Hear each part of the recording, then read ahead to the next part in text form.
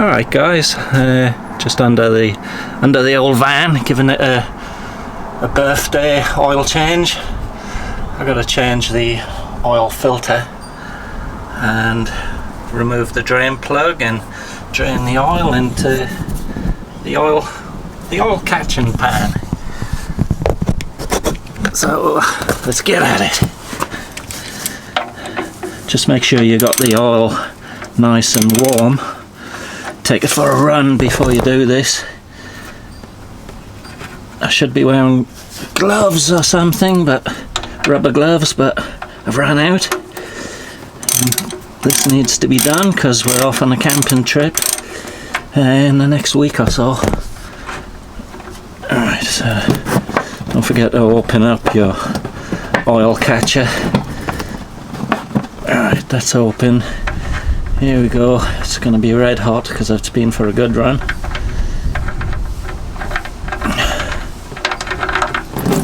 There we go.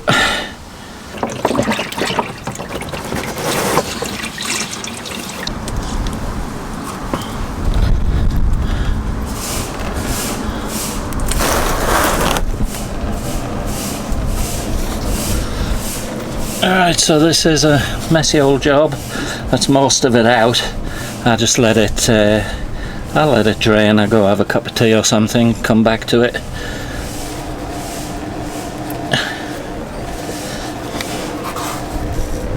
So I'll come back in a minute and we'll change the old filter. I'm using a Fram filter and it's XG2 for this vehicle. And I use fully synthetic oil in my vehicles. I like to make sure they have good oil, and this is the filter, the Fram XG2 for the ultra synthetic, so it's designed for synthetic oil. Alright, so I like to use one of these devices just to crack it open. Here we go.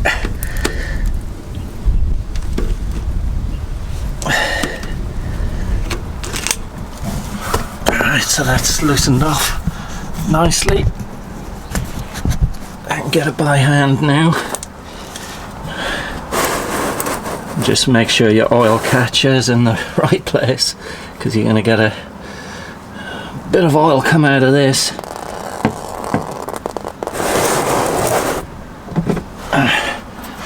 I'm just going to put the drain plug in for a second just while I deal with this oil filter.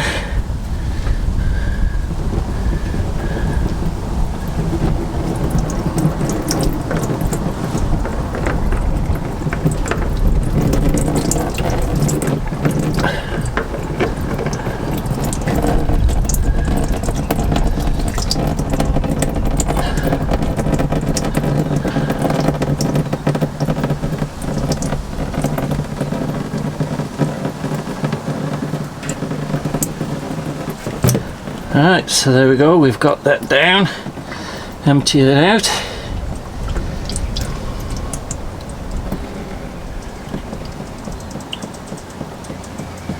And again, I just let it drain for a while. Make sure I get everything out of there. So there you go, there's a bit of a close-up of that.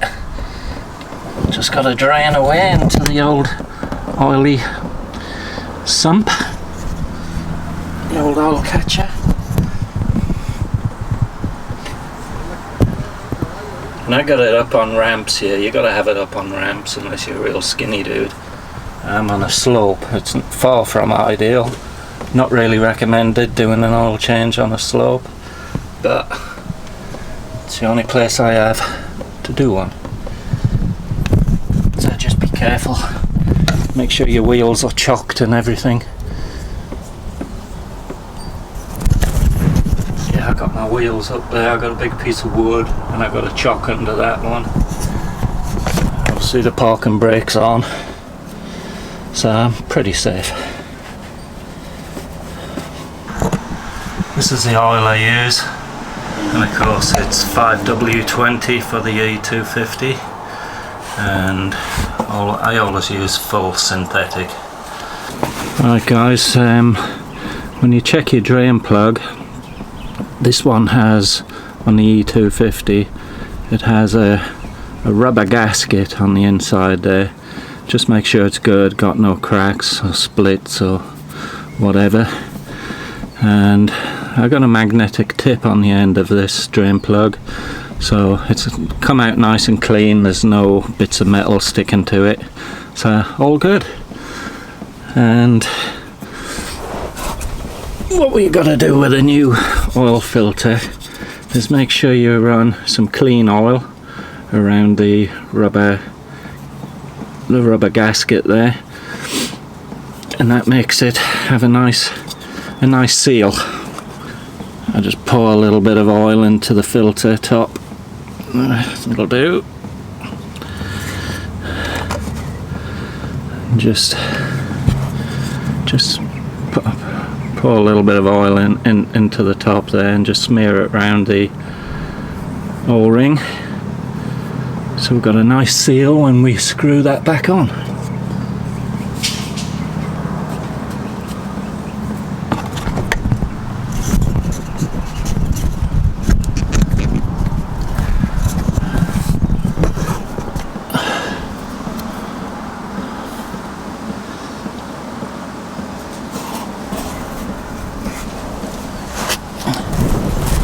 Right, just pop that back on there, put the new filter, of course, back on there.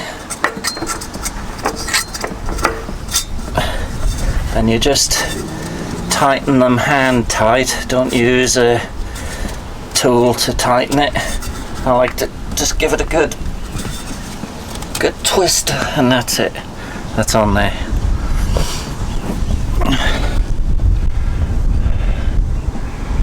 Alright, let's put the drain plug back in. Actually, before I do that, I'm just going to clean off the surface there. There you go, get it nice and clean. Once it's cleaned up, just put a bit of oil around that gasket. And screw it back in and tighten it up. I'm sure most of you guys know how to change the oil in your vehicles, but just doing this video for people that have never done it before, who want to have a go. It's really easy. It's very easy to do, and my reason for doing it, it's not because I want to save money. Well, that's part reason, but it's not the main reason. It's because I want to make sure I get good oil, because that's what's going to prolong the life of your vehicle.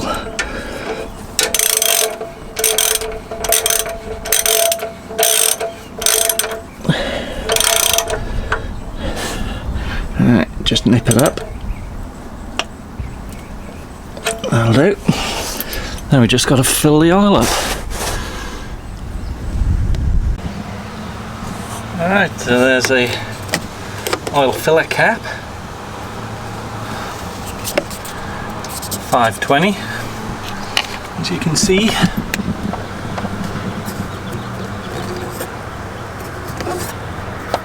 Alright, let's just get some oil in.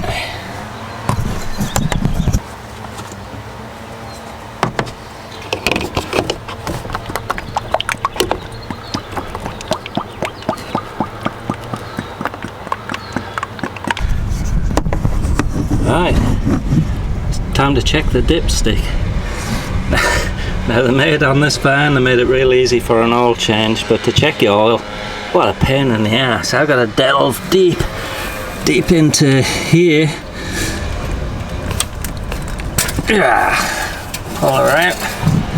There it is. Not the best place in the world.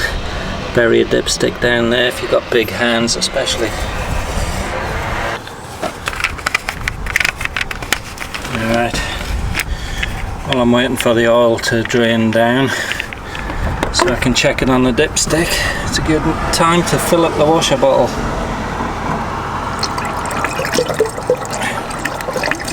Just don't fill up the wrong one, because the washer bottle and the washer bottle filler cap and your oil filler cap are right next to each other. I'm sure nobody's ever done that, eh?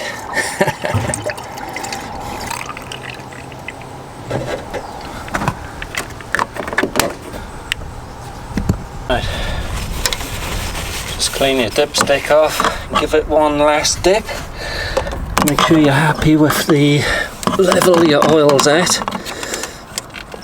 And I know mine's good, but I'll just show you. Alright. There we go. It's to the full mark. You got minimum, maximum. It's just under maximum. And I'm just going to fire the engine up. Let it run for a minute or two. Let that oil circulate. And then check it oil again.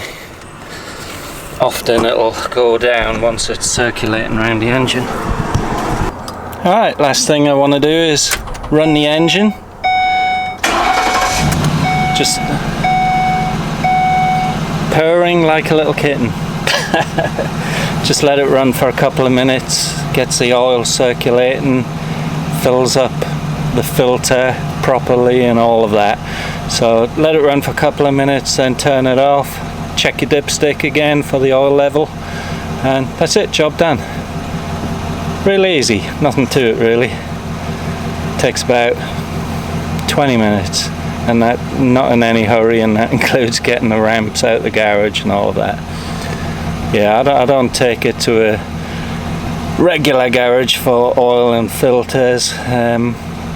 Too many dodgy garages about. They'll charge you for premium oil and a filter change, and a lot of these garages will just give you the cheapest oil. They may not even change the filter, they'll just give it a wipe over and make it look like new again.